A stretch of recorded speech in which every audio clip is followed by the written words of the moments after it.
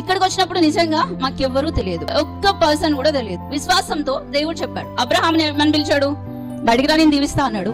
వచ్చిండు. Same way మాకు వరంగల్ వెళ్ళు అని దేవుడు చెప్పడాన్ని బట్టి మేము ఇక్కడికి వచ్చాము. మాకు ఎవరు తెలియదు ప్రభా, మాకు అక్కడ ఎవరు తెలియదు కదా, నో క్వశ్చన్స్. దేవుడు వెళ్ళమన్నాడు, వచ్చాము. ఇక్కడ రూమ్ తీసుకున్నాము. సంవత్సరం తర్వాత స్టార్ట్ చేయమన్నారు, స్టార్ట్ చేసాము. బ్రదర్ ఏం చేశారంటే దేవుడు చెప్పిన మాటను బట్టి థర్మాకోల్ ఉంటాం కదా, థర్మాకోల్ ని ఒక చర్చ్ కన్స్ట్రక్షన్ ఎట్లా ఉంటుందో అట్లా చేపించినారు. అలా చేపించి ఆ చర్చ్ లోపల పైన ఇది ఉంటది కదా, స్లాబ్ పైన పెట్టి రోజు దానికోసం ప్రే చేసేవారు. దేవుడు ఈ రోజు ఇది ఇచ్చాడా, ఇవ్వలేదు. విశ్వాసము ఆయన క్రియల్లో చూపించాడు. నా దేవుడు నాకు ఇస్తానన్నాడు. కానీ ఆయన విశ్వాసం ఎట్లా అంటే పీక్ లెవెల్స్ అంటారు కదా, నిజంగా చూస్తే అక్కడ 25 మంది కూడా లేమే. అంత మంది ఉన్న సమయంలో ఆ థర్మాకోల్ టచ్ చేసి దేవుడు నాకు ఇది ఇస్తాడు అని డైరెక్ట్ గా డిక్లేర్ చేసినారు. అది విశ్వాసం. నమ్మాలి, నువ్వు నమ్మింది ప్రొక్లెయిమ్ చేయాలి, ప్రకటించాలి, అప్పుడు ఖచ్చితంగా కార్యము జరుగుతుంది.